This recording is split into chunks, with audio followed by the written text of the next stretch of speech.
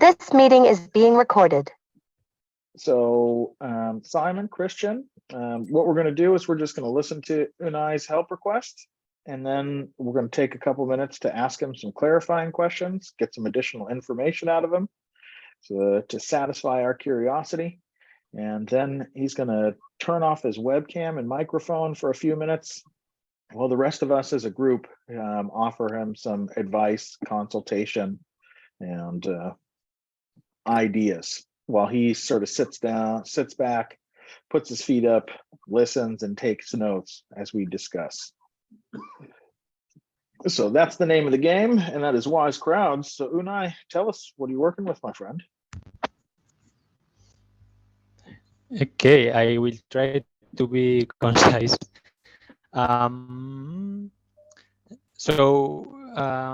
Yeah, I work here in with some other guys, and last year we launched an initiative which is a multi-stakeholder partnership around climate change. So the goal there is to bring different stakeholders in our district and act to adapt or mitigate the effects of climate change.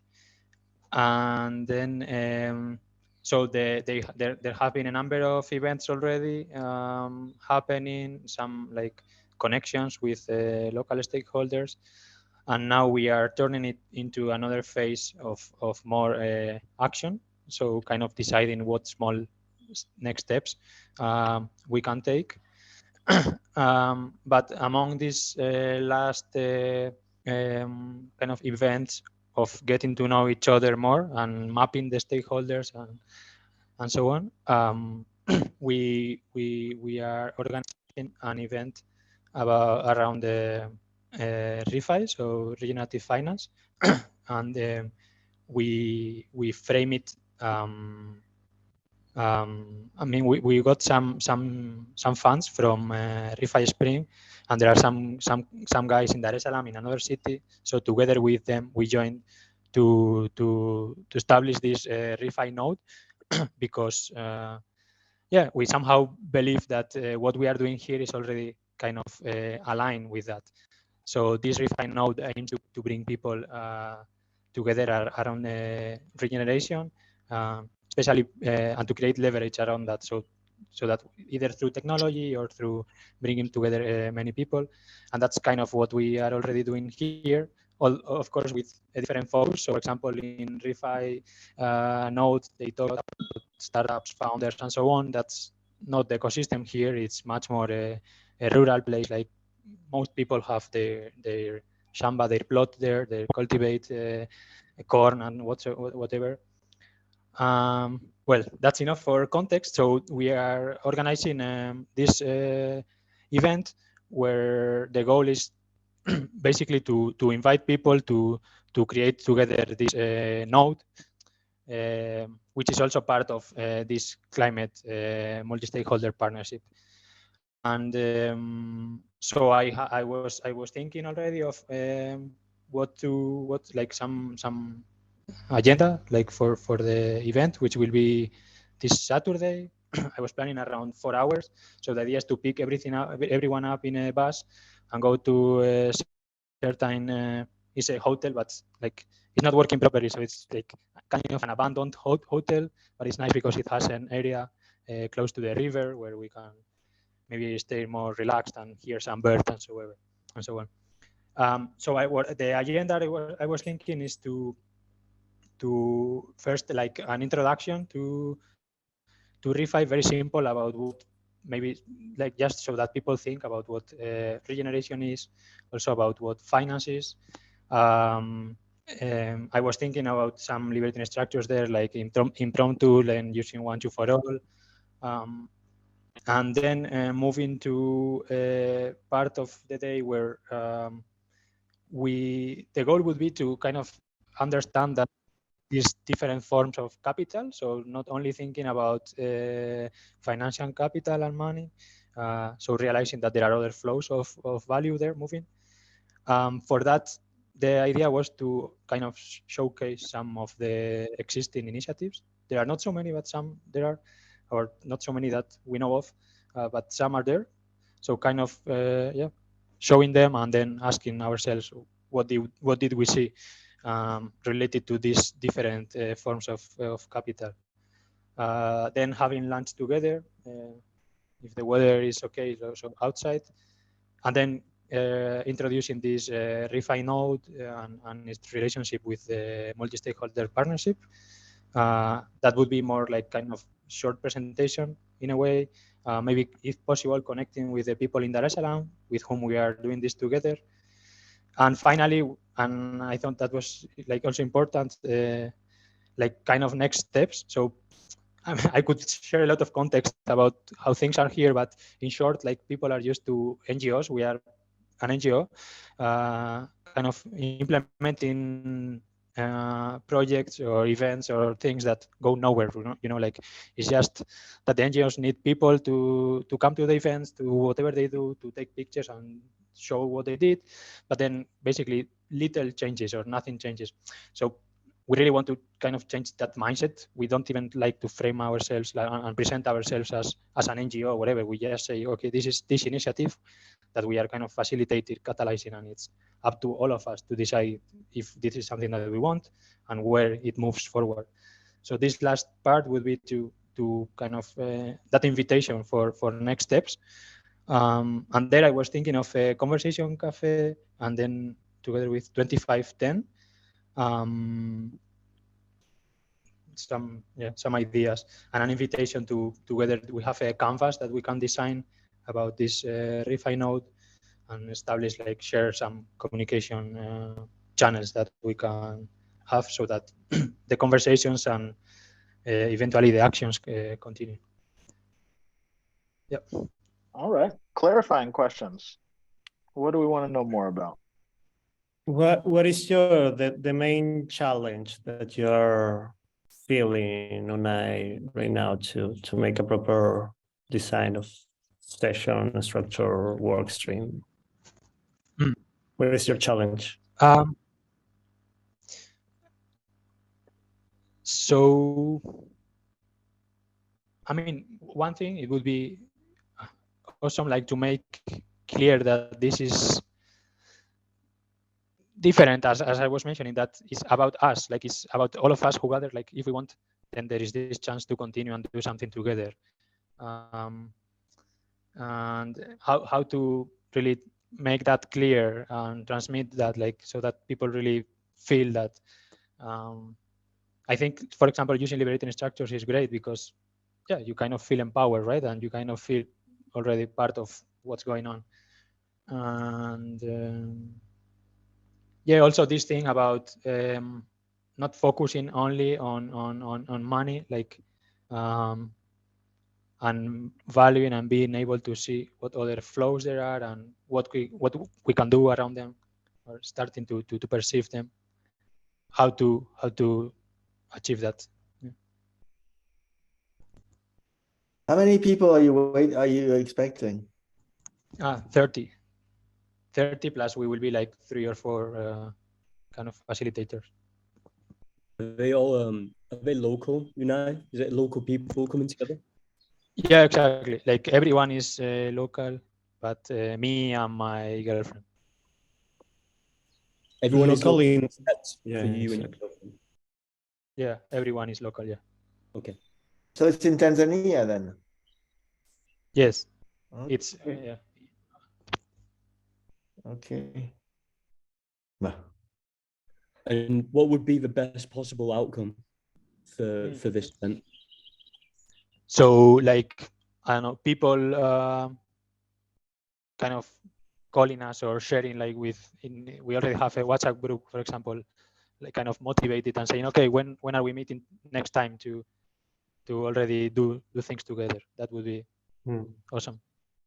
In the context of ReFi Unite, I'm curious about where is the economical productivity of this community? What, in the sense that what resources they have to offer to bring off the table, but also what is like their main need, probably an ecological needs as a community.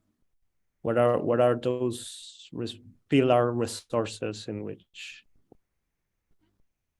you know that? Yeah, so it's like this is a high, like agriculture is like the main activity. There is also a lot of timber, like the forests that they cut down.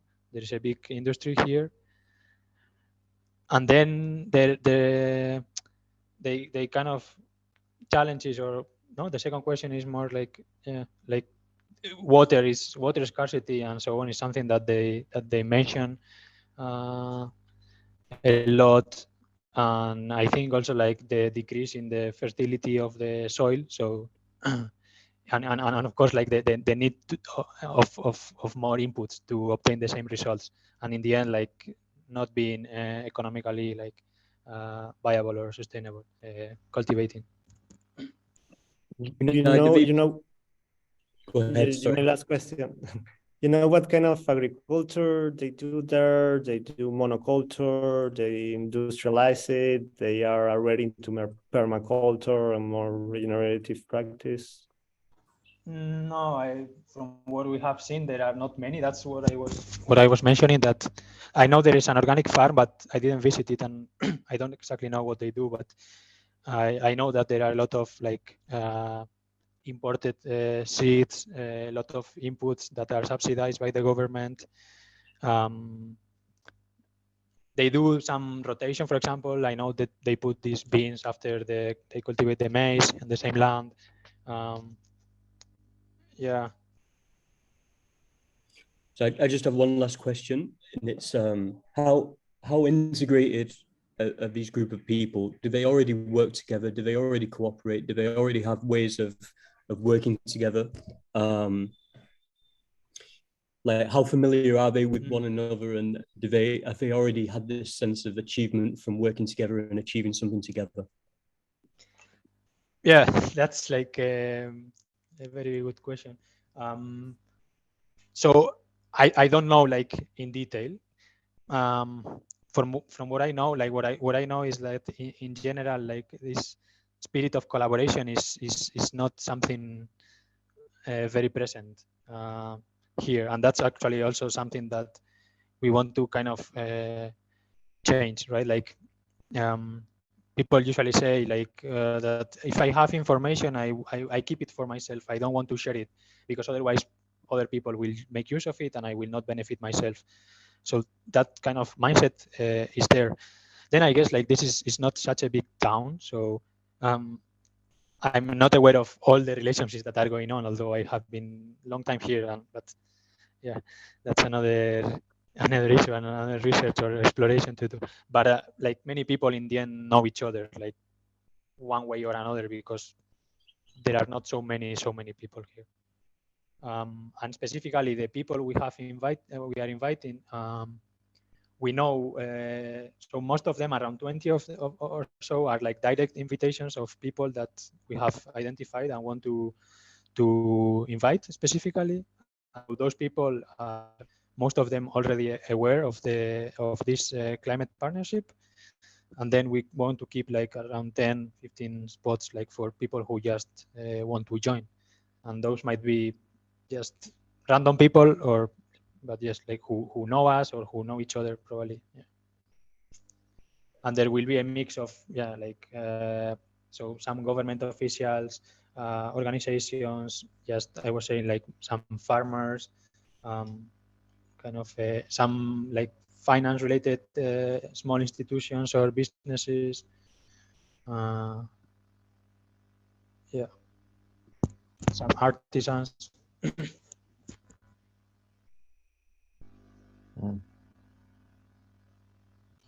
All right, sounds like we got the shape of it. So you're setting up a ReFi node in Njombe around this innovation community and this multi-stakeholder partnership. This sounds like it'll be this sort of kickoff for the ReFi node within this context, where you guys have put in a bunch of work. the setting or the participants seem particularly diverse and a little bit different from your traditional refi space, given that agriculture and timber are primary industries. Those seem pretty traditional industrialized industries, and your participants will be a diverse group as well, including government officials, farmers, artisans, and community members. And we're talking about a half a day on Saturday that may or may not be outdoors, with about 30 participants and 3 or 4 facilitators. And we've got some, we have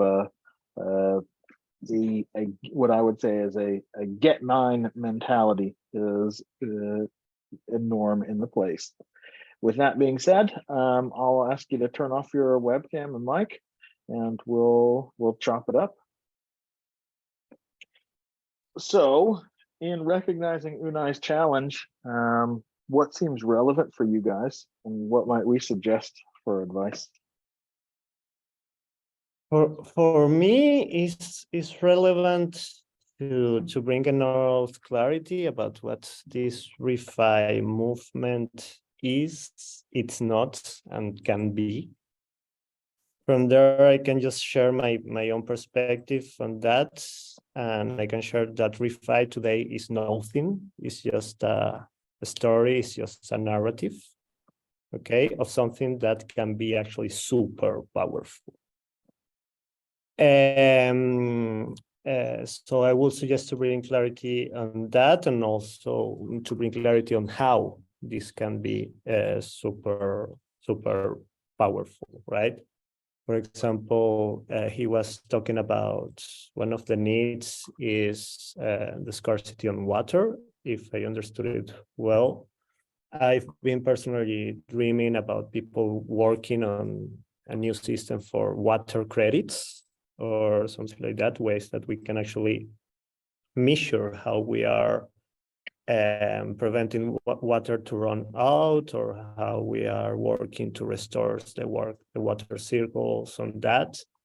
And if they start with a really measuring metrics, even if we are talking about technology metrics or some kind of social recognition metrics, also to inspire them a little bit, how from this measure and the networks and the whole stakeholders that they have there will actually work together to transform these missions into a new value metrics that can be accounted for the community, transferred for the community, even sold future in markets or whatever, but bringing actually value to them.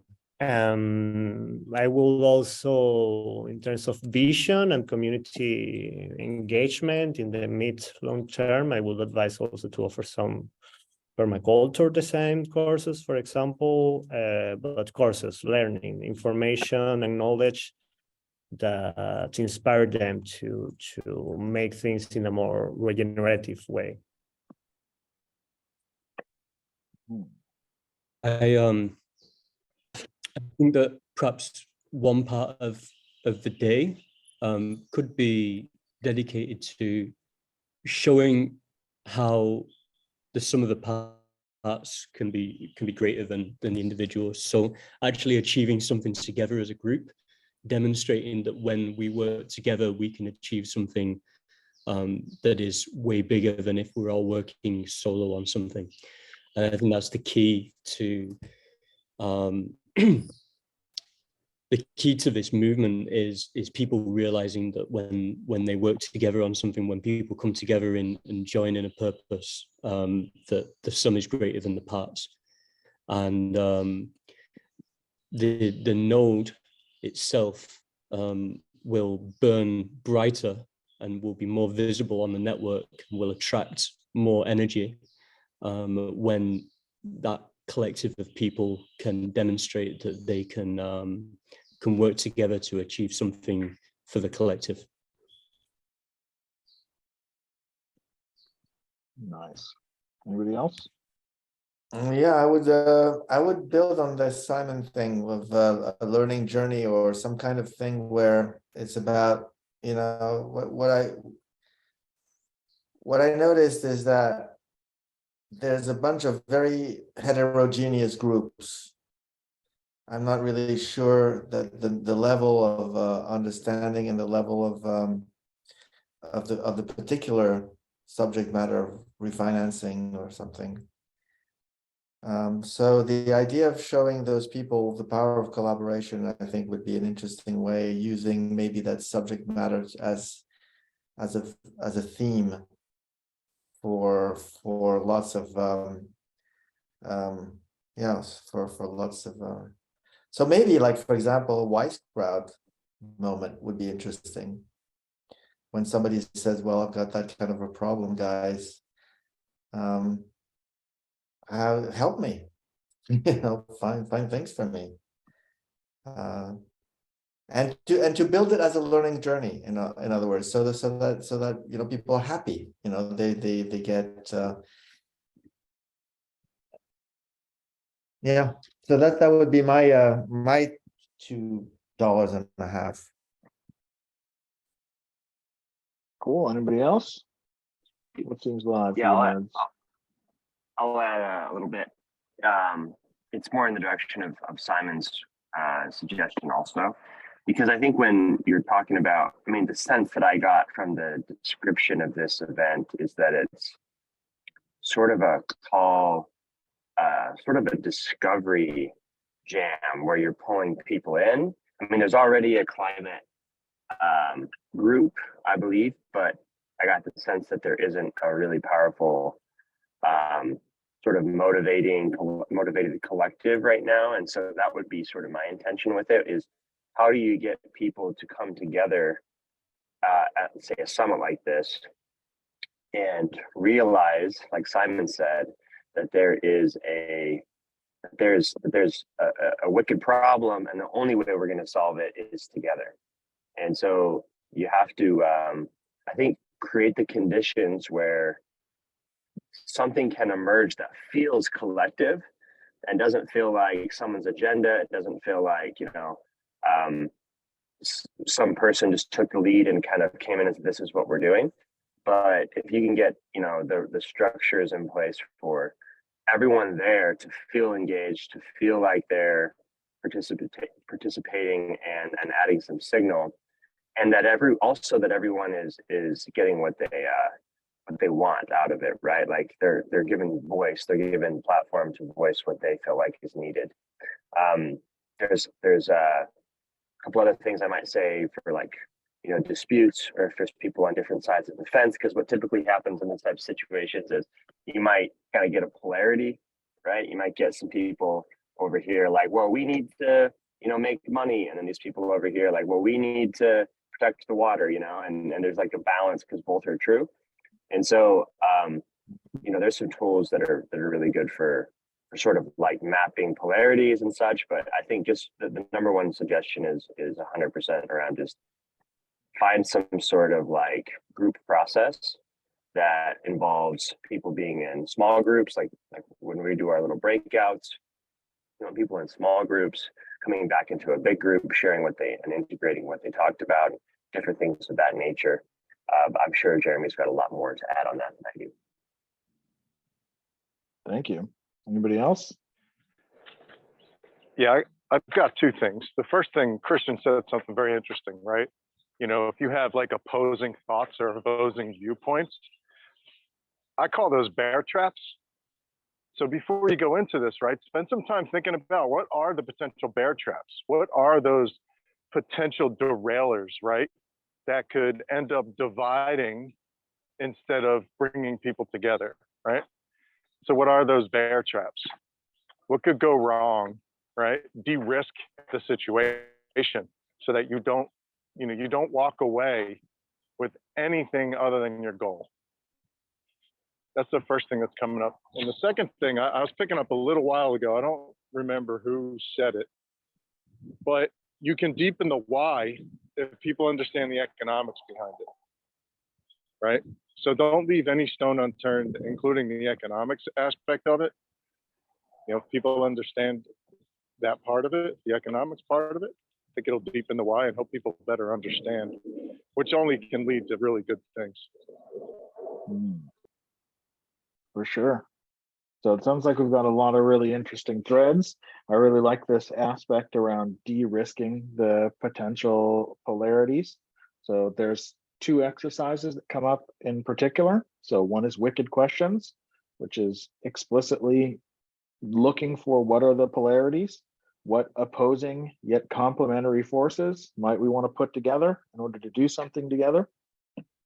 Another one that can help us address that type of challenge that I think we're sort of bringing up is TRIZ, which invites us to say, all right, you know, if this is the people we've got in the group, how would we create a proper mess out of things and waste everybody's time, lead lots of frustration? So to invite people to define the negative space that we want to avoid so that we can set ourselves some sort of ground rules about, all right, that's on the don't do that shit list. Around this question for, I also hear the 9 whys in there, right? Rob talking about the deepening this clarification on what we're trying to accomplish. So 9 whys is just a paired inquiry that invites us to go exactly like it sounds, 9 whys deep on our intended purpose. And coming back to this, there's 2 things that really jump out. So I like the discovery jam feels like a really proper place to zoom into. Like what are the ideas that we've got in the room? And I think the trickier part is going to be what are the resources that are available for those ideas. If we could land on some shared challenges, in one way that I was discussing with Unai, when set up to do that, is an exercise called an anxiety circus. An anxiety circus works like 25-10 crowdsourcing, which he mentioned a little bit earlier, but it works like opposite. So instead, 25-10 crowdsourcing, to start there, invites people to take an index card, and usually you would write down an idea on the index card. This is what I want to do. This is what I think is a good idea. And then you would invite people in this group to trade index cards a whole bunch of times, and then to flip over the card and then score 5 different cards on a scale of 1 to 5. And that would mean that in a distributed group, you would basically get a temperature, a thermometer of which ideas have the most energy towards them, which ideas have the least energy. An anxiety circus uses that same method, but instead of asking for ideas, it asks for what are we worried about? So what are our biggest concerns? What are our biggest fears? And that might pair up with that list of TRIZ. You know, what are the things that could derail us? What could be the things that get in the way? And ask everybody to basically score those, so to speak, using that 25-10 crowdsourcing. And then what we can do is we can take the output of that, the most relevant fears of this group. We can divide everybody into subgroups and do something like the Discovery Action Dialog.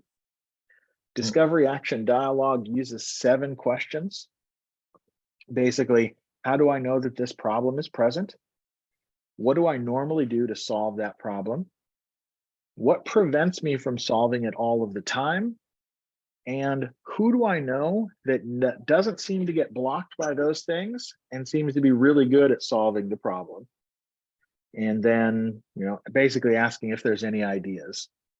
So that Discovery Action Dialog on some relevant fears is a good way to frame that this other piece of content that Unai was mentioning, the 8 or 10 forms of capital.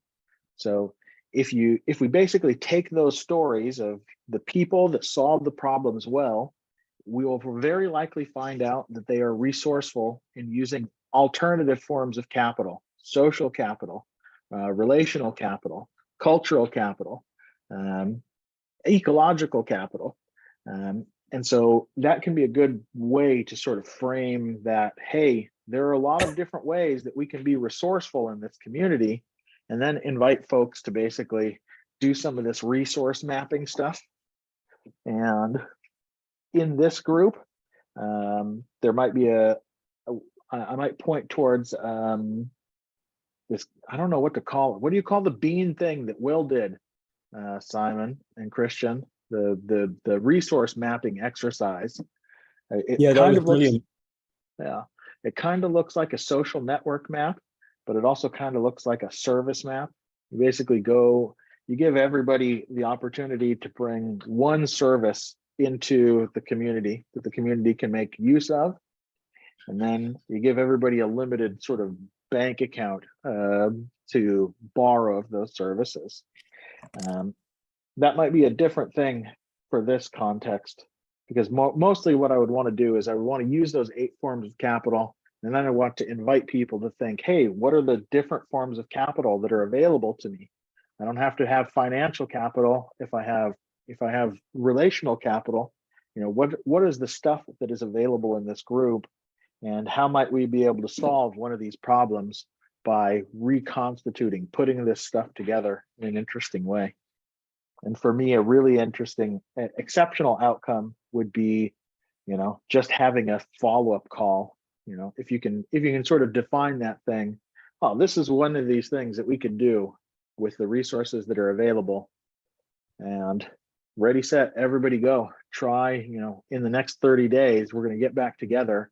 How much closer can we get to realizing that small potential solution? And when I think about especially first projects, you're looking for the big easy. You're looking for the big impact, very easy thing to do. This dude, who the hell is it? This dude says something, he says, for every problem, there is always a solution that is approximately equivalent to putting the shower curtain inside of the bathtub. That's the type of solution you're looking for. Something that is real simple, but has a big impact, and start there. So that would be my suggestions. And so with that, let's invite Unai back into the scene and see what he takes away with this.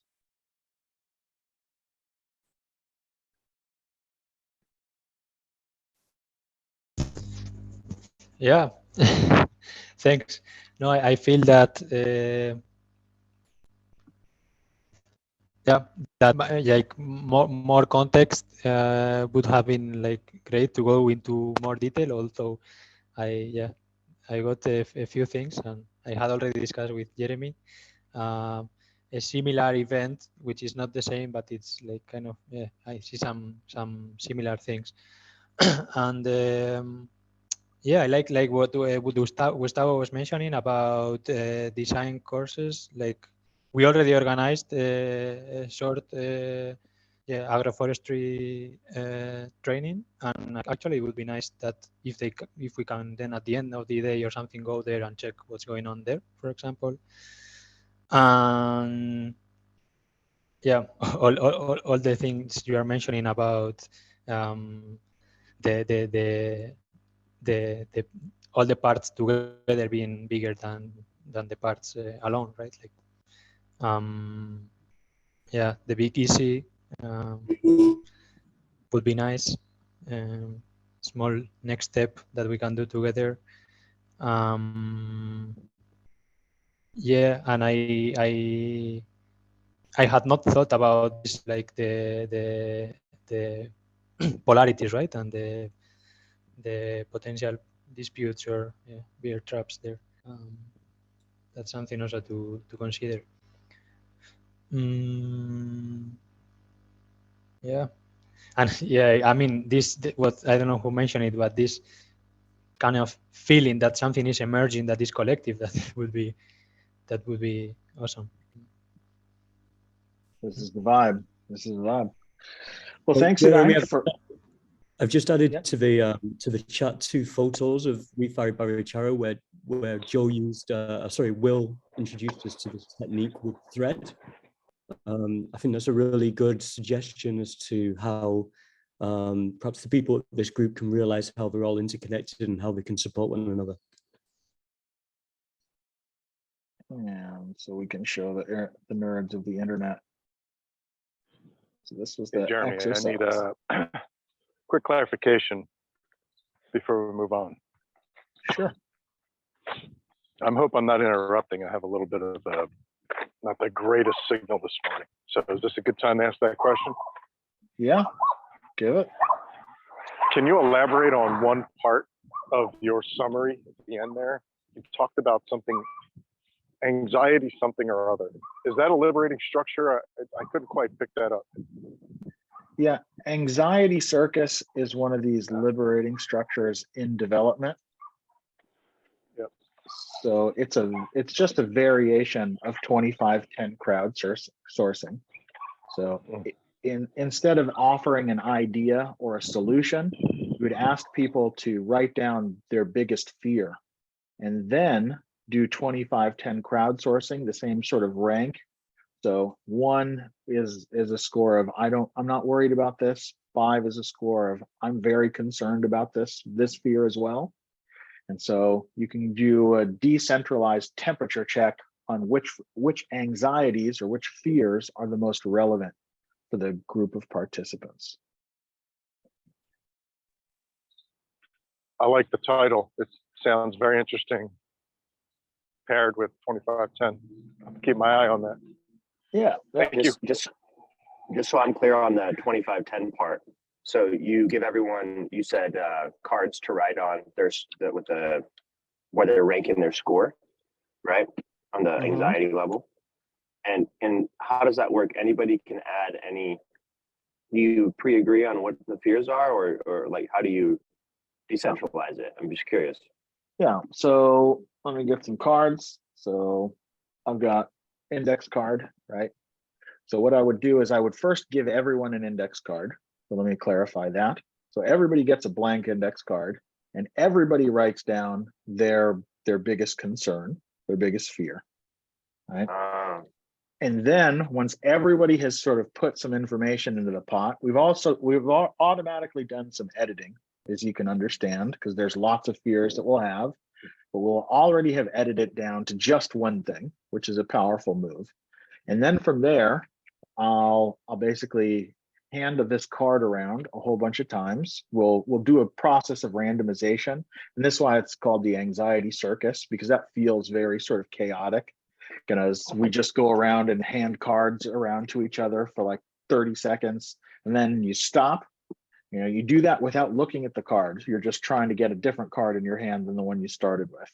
And then when the sort of timer goes off, I would flip the card over. I would go, oh, okay. This anxiety, what do I feel about this one? Is this one that I recognize? No, that's a score of 1. This is one that I do recognize and I go, oh yeah, I'm worried about this one too. I would give it a score of 5. And you repeat that process of randomization and scoring 5 times. And that's why we call it 2510, because we do, after five scores, your highest possible score is 25. You can literally just ask people, all right, add up the scores on your card. Who has 25? You go over there. Who has not, 24, 23, 22. And you would then just sort of read off, okay, these are the top 5, in a room of 25 people. Yeah, this is the top 3 or 5 concerns that we are most worried about. And so in Unai's context, I think that move paired with that discovery action dialogue, asking people, okay, when this anxiety is present, what do you do to solve it? What prevents you from solving it, and who kicks ass at solving it, right? But that's a little bit different. But that's the basic move of 2510 crowdsourcing. It's a quite fun and quite powerful way to decentralize a decision, so to speak. And you could do that with obviously not just anxieties and fears, but with proposals or things that people are curious about or anything else. Exactly. So usually you do it with proposals, with ideas, and that's why it's called 2510 crowdsourcing, because and anxiety circus is sort of a riff or a variation on the same basic mechanics, but on a different subject matter, a different topic or invitation is what we would describe that. So it's definitely a great game. Beautiful. So Christian, you said that you had a potential topic for us. Yeah. So this is my first Liberating Structures call. So I'm just getting my feet wet. I'm stoked to be here, but I'm Righteous. curious, is the design question, can you specify if it needs to be related to a particular domain, like events, group things, dynamics like that, or like what's the application of liberating structures just in a sentence? Universal. Don't worry about it.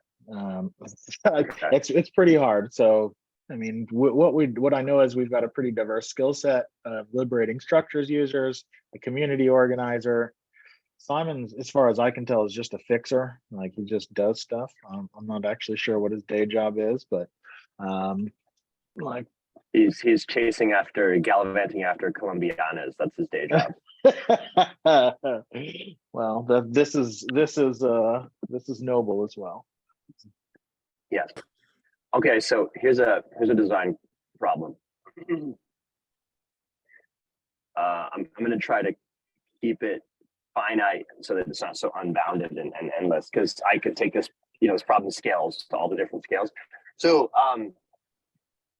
I'm trying to, so I have True North Project. I'm the founder of True North Project, which is basically just an excuse to follow curiosity and try to do cooler shit, play a better game. And that's sort of evolved and taken me to this place where I'm realizing, like we all are, or seeing the sort of holes in our current operating system. And I'm sort of becoming more familiar with the coordination failure of Homo sapiens, to where we really, we're running headlong into a race to the bottom, right? And we've got these various arms races and tragedies of the commons and things of that nature that are, paramount signs of our failure to do coordination well at the global level or even at the local level, right? We've kind of lost our operating system that was effective, which, once we sort of transcended the level of hunter-gatherer society, I think. So basically, my curious question and my design problem is like, okay, I want to make change in the world, and I want to build transformational wellness architecture that can help people kind of come online and become live players and start to think about how do I engage with this world differently and how do we play an infinite game. But in the process of building that architecture, I actually want to redesign the architecture of the social architecture of the business structure as well. So not just the physical stuff that we build and whatnot, or the business model, but actually the way that humans inside the structure of the business, or if we're going to call it a business, that structure has been redesigned. And so what I'm trying to do is think of how can we, because it's kind of a chicken and an egg problem, and the way I see it, we're part of this sort of legacy structure now, this legacy system now, where I have to have sort of like an LLC or a corporation or something, and people who are steeped in this sort of game A thinking, sort of competition, and got to make sure I'm making my nut, got to make sure my capital is protected, they're giving me a return, etc. So we got to kind of go from there, but I want to, as quickly as possible, take it to a place where we're in some sort of collective that can do collective reasoning, that can make effective collective choices, right? Where it's balancing sort of the efficiency of hierarchy, right, and the capacity to do things quickly and effectively, and then also the balancing that with sort of the almost egalitarianism, right, like of say like a collective where we all have a signal that's valued, but not get mired and slowed down to where we can't do anything as a group. So right now I have an LLC. Right, I'm currently the sole owner of the LLC, and I'm trying to bring partners in as this vision sort of expands and as this business starts to grow, and we're trying to start making waves and pioneer this sort of new way of approaching entrepreneurship, where there's more of a balance with profit and purpose. It's not just about profit. And then hopefully the architecture that we build will ultimately be feeded back to the community. So we'll build transformational wellness centers. they'll be purchased by the members and the staff, right? We'll basically sequester the value of that architecture back to the community. And that's sort of like a separate design problem. But for now, I'm focused on the problem of how do you bring partners into this container, right? Into this LLC in a way where there's it's a healthy transition, right? It's a bridge to the new thing that we're trying to orient to, but it still meets the world where it's at. So hopefully that gives you guys a sense of it, and I'm happy to answer any questions. Bam, clarifying questions. Hit 'em, nerds.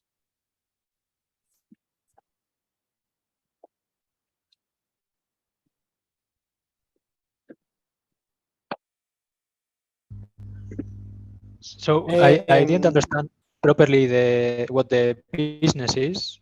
You mentioned transformational wellness centers. Like, are they physical spaces where something happens? So, yeah. So right now we have one location, and it's primarily based around the wellness modality of flotation therapy or float tanks or sensory deprivation. If you've ever heard of a float tank. So you've got a few float rooms. If you've never heard of that, I would give it a Google. It's definitely worth checking one out. I mean, you might not find one in Tanzania, but when you get the chance, I would totally check one out. But anyways, we have float tanks. We have some psychedelic therapy with ketamine breath work.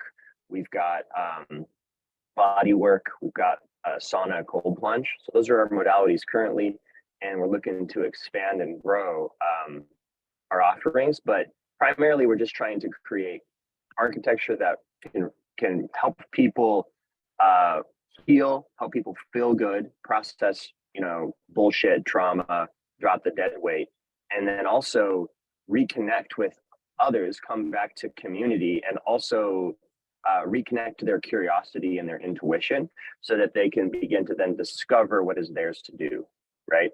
And so, yeah, in a nutshell, I would say sort of taking sort of muggles and turning them into wizards if possible. Can I ask where are you starting from actually? I mean, are you dreaming? This is just an idea. Do you have a land? Do you have a group of professionals? What do you have? That's a great question. So currently, I have the business that the first location. It's about 2,000 square feet, so small. We only have about 100 members, and we're still kind of at that tipping point right around breaking even. So we're not in the healthiest place that we want to be financially. Like, we're not completely tapping out our occupancy and at full capacity like I would hope. But I'm trying to get us there. And even though I'm the sole kind of legal owner of the business, I already have one partner, which is on this call. It's Simon.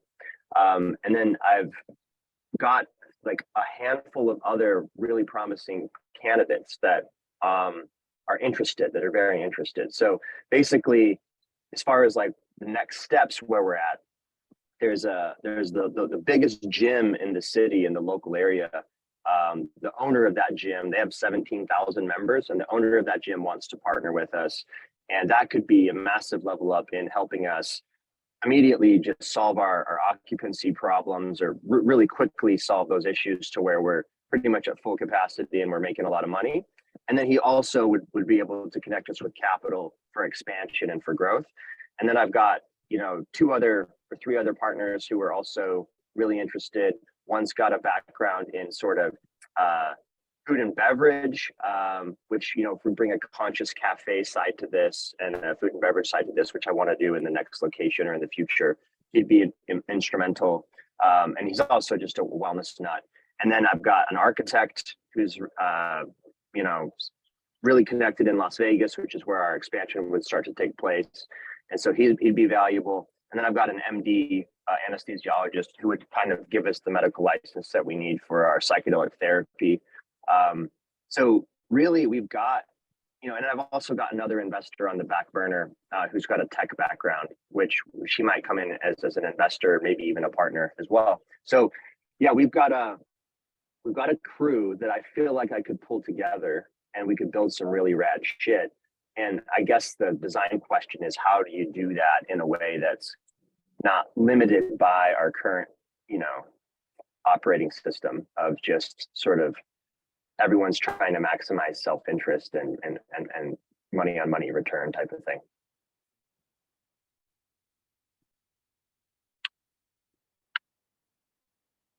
Anybody else? I feel like I've got enough-ish context. There's always more, but I think this is a good amount. So, Christian, I'll invite you to turn off your webcam and mute yourself, but importantly, listen and take notes while we chop it up. Sounds good. And I'm just wondering if this is actually a real design problem, because as per I just heard after asking my question, it seems that the whole vision is there, an initial set of resources, community, infrastructure, and so on. It's there, potential partners, it's all there. For me, it seems like the only advice that I can move forward, that I can give, is just do the work. I mean, you're already in there, you're already targeting your partners.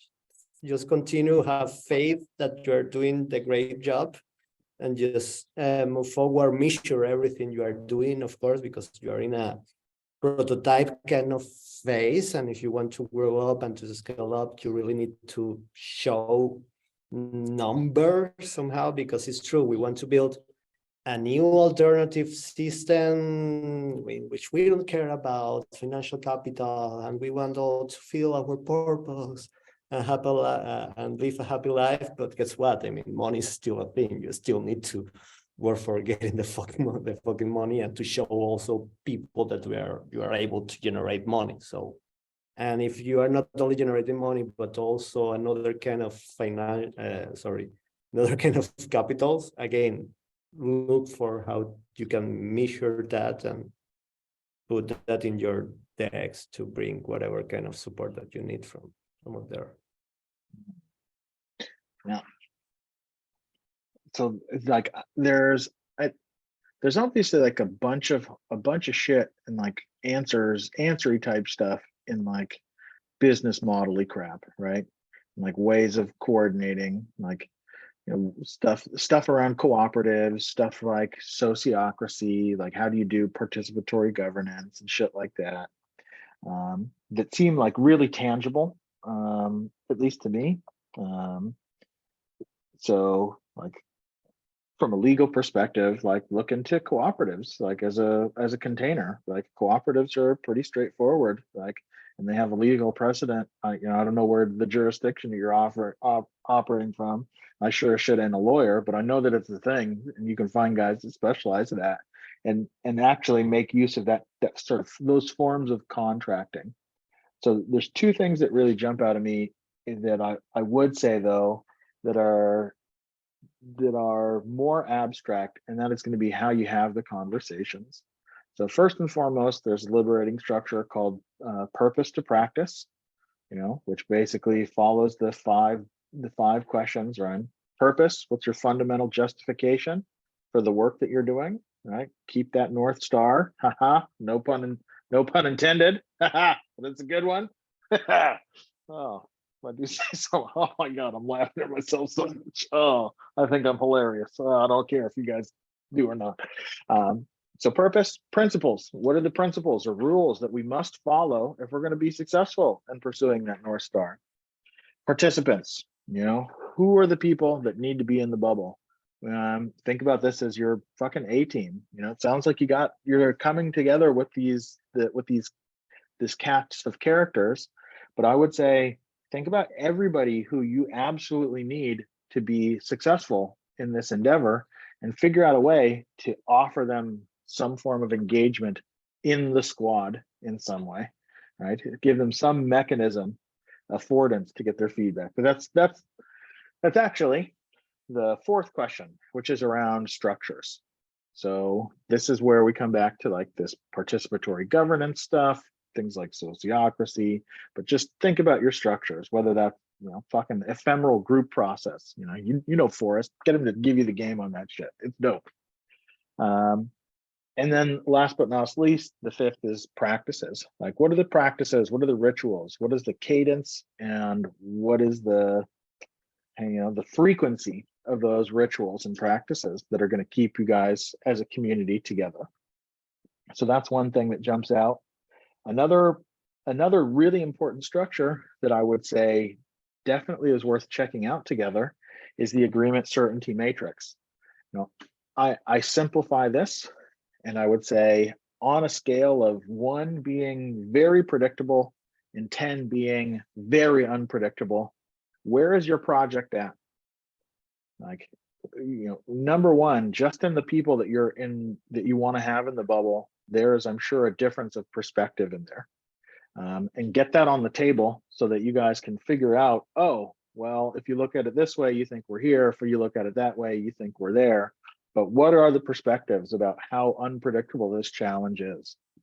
And based on where you're at, that puts you in a different sort of domain. If you think about like a simplified Cynefin sense-making framework, if you're very predictable, you're in clear. If you're relatively unpredictable, you're in a complicated domain. If you're in the middle right, you're in the complex domain. And if you're on the far right, you're in chaos. And each one of those domains within the Cynefin sense-making framework has a different search algorithm for how you're going to go around looking for solutions. If you're in a complex challenge, then you're going to want to probe, sense, and respond. And that's going to really require that you guys actually leave a lot of slack in your setup for continuous reflection, continuous feedback, and checking in. Basically, you're going to be looking for the things that you didn't realize were important before you started. So how do you set up a whole bunch of tests and give yourself lots of time to discover the things that you don't know right now? If you're in a complicated thing, that looks like clockwork.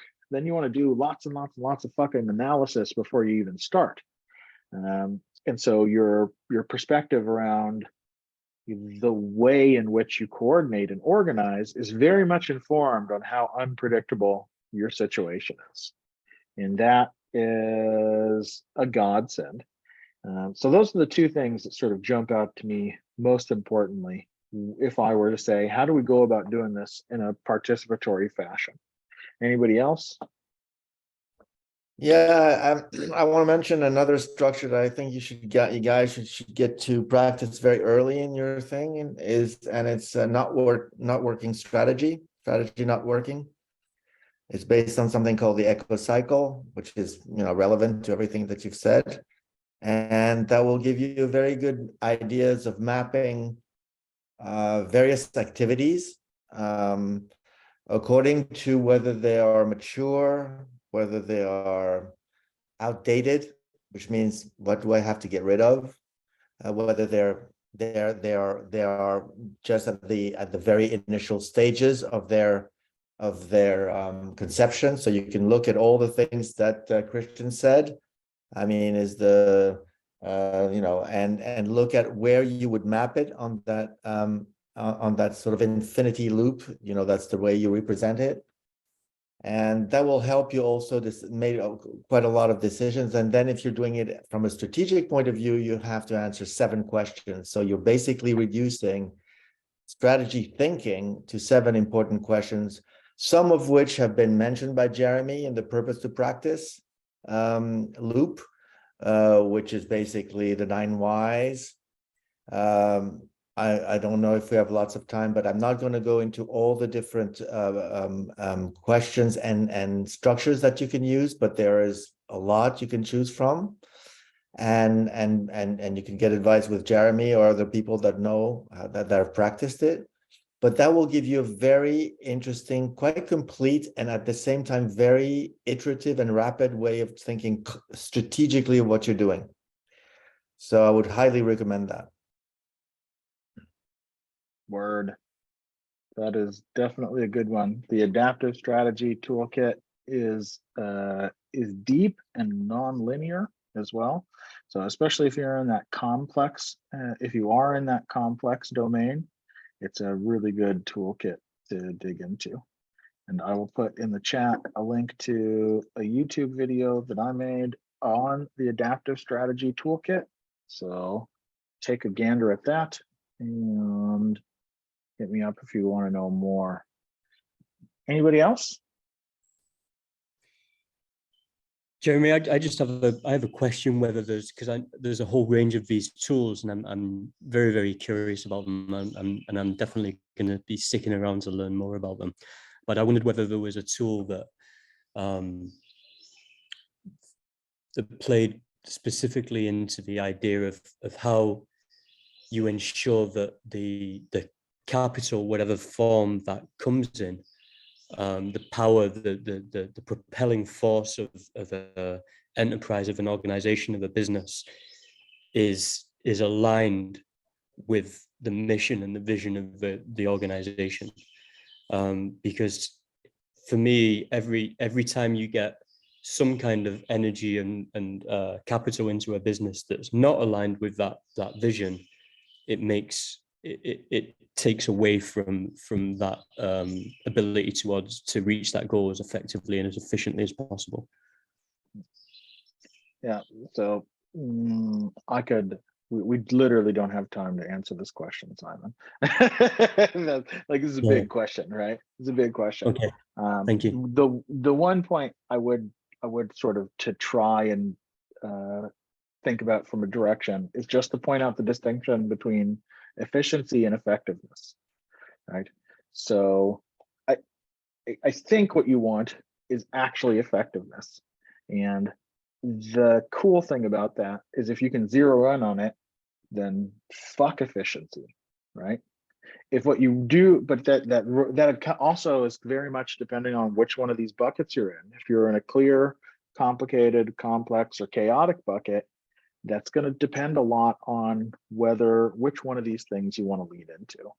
So I would say that is a really, really important starting point to be able to give you an appropriateness sort of scale of answers and figure out. It's not that the situation can't change, but no, that's what's up. Since we're running low on time, I'm going to invite Christian back and to give us what he took away from this conversation, and then I'm going to go get the kids. Yeah, man. Thanks, guys. This is great. So yeah, I'll briefly recap because I do have a call, hard stop in 1 minute. So first thing was do the work, have faith, which I'm with you on that. I think it was good stuff. Figure out how to measure success. So what is it that our key metrics of success are and how are we tracking that? And then also, yeah, I mean, that's kind of that in a nutshell. And then cooperative as a legal container, which we'll look into more. Purpose, principles, participants, practices, and you said structures as well, but I put it at the end because it's the only thing that doesn't start with P. You got the agreement certainty matrix, which I really like this a lot. Predictable to unpredictable, clear to chaos. I think we do fall somewhere between complicated and complex right now, in that dynamic of like how to bring people in, except for, my current structure is pretty clear. It's just me. And so with that, it's super simple to act and to make choices. But then, as you bring in more people, it becomes more complex. And especially if we're trying to make it, if we're trying to rethink how the structure is in the first place. And then I had a question for Philip. Was it the not working strategy or the networking strategy? Sorry, it's a play of word. It's not like a knot that you tie. Oh, okay, got it. Got it. Work, that's it. Okay, because it's a take on strategy and to make sure that you're not going to fall into this Right. strategy planning. Yes, and not working. Got it. And that's a infinity loops and not too, so that makes sense. And then adaptive strategy toolkit as well. So I'll be checking these resources out. That was really insightful and helpful. So I appreciate it. Dope. Well, gentlemen, that was the Wise Crowds Liberating Structures design call for this 15th of May, 2023. Thank you all for your time, attention, and energy. And fucking, if you want to hang out, we're doing this Liberating Structures learning journey that starts on the 31st of May. It's going to go for 3 months with me and Bruno. We've got 6 sessions. We're going to be focusing on organizing participatory events. So that's going to be like a very high commit, high touch learning journey. Like it's not a game, but Unai can tell you, he was on the last one. So Can you share the specifics about the event? You have that? I'm really interested, Jeremy, but I got to hop, so I'll catch you guys. cool, man. Safe travels. See ya. The specifics on the 31st. So we're going to do this next cohort. We're looking for 12 participants. That's a pretty hard cap. We can't have more than 12 people just to keep the sort of vibe that we're trying to set and to offer the requisite amount of support. And so every other week, so I think it's the 31st is this first session, then the 14th of June, the 28th of June, the something of July, 2 weeks in July, and the first week of August. The 9th of August is the last session. We're going to be focusing on event organizers. So how do you organize, plan, and host a participatory event? Sort of like, you can think about this as kind of like the thing Unai is doing, like real proper community engagement. And that's going to be hosted by myself and Bruno, who's also one of the core members of Regens Unite. So we've got to have some street cred in this area, and just focusing on how can we use liberating structures to do something that's very, very pretty tangible and practical. And we're actually going to organize a virtual event as sort of a piano recital for the group. So that's going to be, we're going to make it super practical in that way, and then do the thing. Yeah, I'm interested. Cool. Jeremy, Well, I think I can safely say that either Christian or I or both of us will want to be on that. So we'll be in touch and we'll work out. We need to work out what we can afford to contribute for that. But absolutely, we want to be involved in some way. That would be amazing. You guys are like exactly in like the core demographic of the type of nerds I want to come fucking hang out with. So this is the vibe. Awesome. I'll drop a link in the chat to the place, the form where we're doing the applications. And if you drop your details in there, I will harass you in a very polite but intense way of come on, let's do this thing. And we can jump into the rodeo on the 31st of May. Let me get this link for you guys. Copy clean link. That's the one I want. And then I really got to fuck off because these kids are not going to pick themselves up from school. Bang. Thank you, Jeremy. Okay, guys, have a good one. Thanks, Welcome. everyone. Safe travels. Nice to meet everyone. See you. Thanks. Nice to meet you. Bye. You are the wise crowd. Bye, Jay. Yo.